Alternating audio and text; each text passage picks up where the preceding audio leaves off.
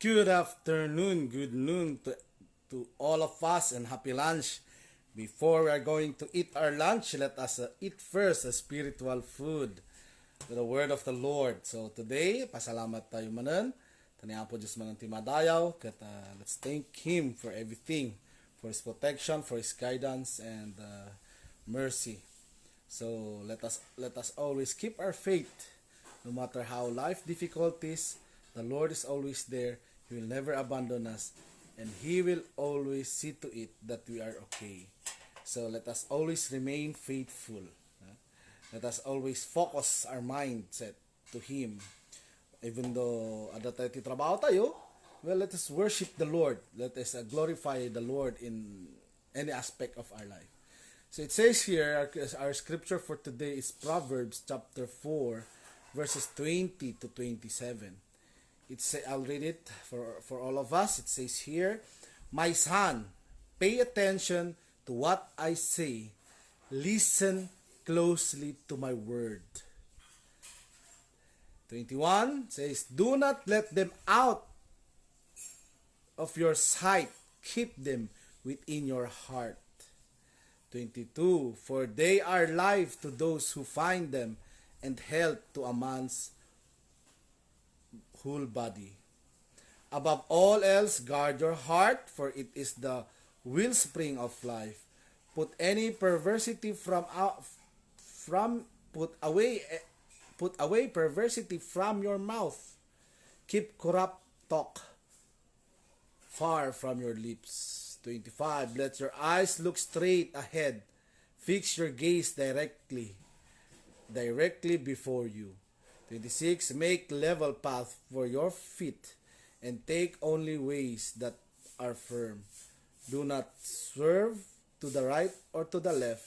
Keep your foot from the evil." So wow, that's a wonderful message of the Lord for today. So it says, an error of just a few degree in a space launch will cause the rocket to miss its mark by 1,000 miles. So this scientist niya dito, all amin nga scientists kat dagito what they call that, NASA, when they launch a rocket, they must see to it they must see to it that everything is well, that walang palyado. Even us, if we have our own car, we have our own wheels, we have our own tricycle, we need to see to it that every part of the machine is okay. Yeah? Kasi kung hindi natin nakikita ng maayos ng every part of our vehicle, it will cause to distraction. Just like for example for this illustration, every error just a few degree in a space launch will cause the rocket to miss the mark by 1,000 of miles. So let us always see to it niya. In our life also, we must see to it every day. Let us always ask the Lord for guidance and protection. The scripture is telling us to guard our heart. Bantayan natin ang puso natin. Let us see to it what's in our heart. Let us see to it let us always ask the Lord that He will break our heart and make it clean.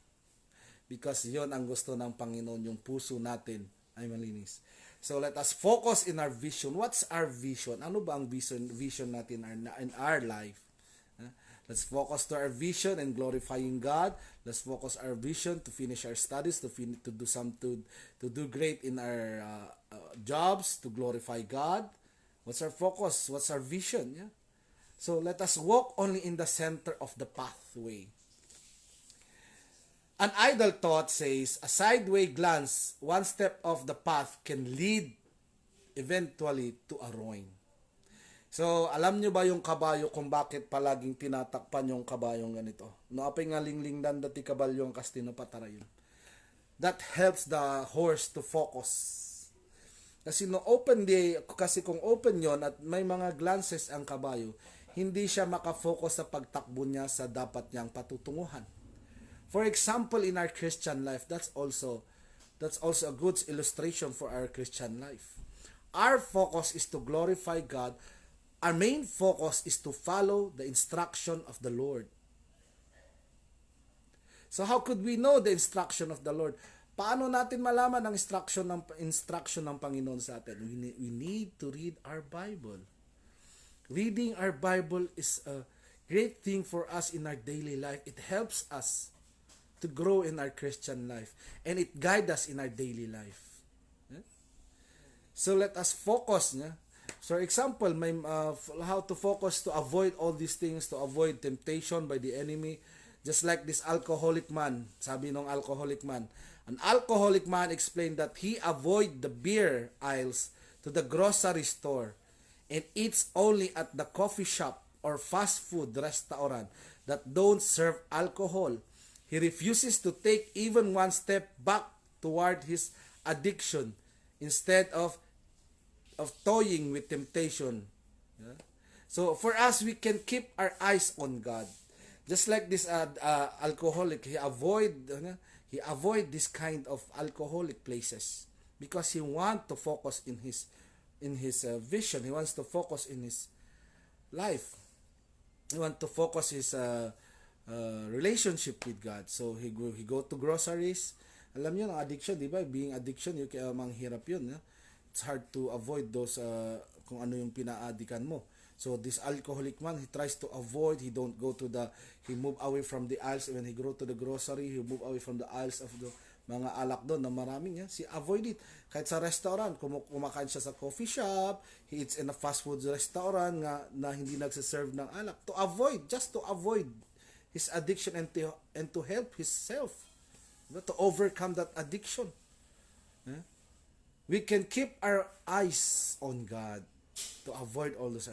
Instead of toying with temptation, we can keep our eyes on God instead of wondering how far can I go. We can keep our feet in the center of His will. So let us not tempt ourselves na sabi natin, kaya ko to, I can do this, I can do that. No. Let us run away from those things that tries to tempt us to destroy us from our relationship with God. Let us focus. It says in the scripture, Proverbs chapter 4, verse 20 to 27. Focus. It says here, focus. Focus. The scripture is telling us to guard our heart, focus our vision, walk all in the center. It means to say the center, the path, the right path where God is leading us. Let us always follow. Let us always focus in all of those things that the Lord wants us to follow. Not to look at the left or right, but to focus center. We walk center to follow God's will. So that's our devotion for today.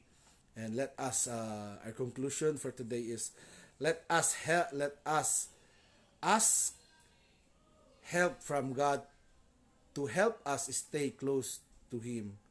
Sound a warning signal in my spirit when I'm tempted to take even one step away from you. Let us always ask God, Lord, make sound a warning signal in my spirit when temptation comes to us. Kay dami ng, alam niyo yung kanta ng, kay dami ng winasak na tahanan, o tukso, layuan mo ako. Minsan sinasabi natin we're strong enough, but let us not test ourselves, but let us run away from all of this temptation and focus in the right path where God leads us. So that's our message for today, and have a blessed and wonderful lunch. Ano ba ang ulam natin ngayon? Well, masarap muna yung pagkain natin una. It's our spiritual food. And may the Lord bless us all. Hello, Princess. Hello, Pastor Jimwell. Sir Johannes Antinora, kumusta kayo? So, like and subscribe in my YouTube channel. I have my YouTube channel, Enrico Cusalan, ang pangalan. All of my videos ay nandun po. Halo-halo po yan. May Igorot, may Ilocano, may Tagalog, may Carabao English pa. So, let's pray. Lord, salamat na naman sa oras na to. Please teach us, Lord, to go deep in our faith. Na Lord, bring us away from the temptations, Lord, na dumarating sa buhay namin. Kundi mag-focus kami, Panginoon, sa mga turo na tinuturo mo sa akin. Turuan mo kami, Panginoon, na lumalim kami sa aming pananampalataya at magbasa ng Biblia para kami ay lumaki pa sa aming pananampalataya. Lord, bindisyon namat ka diti may sakin. May sanon niya ti rekriknaan mi, no, dasaksakitan mi.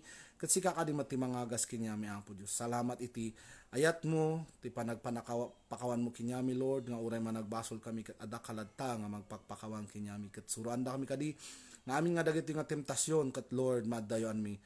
tapno sika lang ti pagfokusan suranda kami nga pumigsa kami ti pamati mi Apo Dios si bendisyon namat dagiti kakabsat ko nga buybuyat tatan na sino man ti ayan dakat protektaram kadi isuda non nyaman dagiti balakid iti biag no dagiti mapaspasamak iti pamilya Apo Dios ket sika kanimot lang ti mangited ti laing ken sirib ken tapno masango mi kadi dagitoy nga awan ti buteng mi nang ket agtalek kinyam latta sikat ti Apo Dios mi ken managparsa mi salamat man ting oras sikat ti madayaw tinaga ni Jesus amen. Welcome to Life Changers Vegan. God bless and see you tomorrow.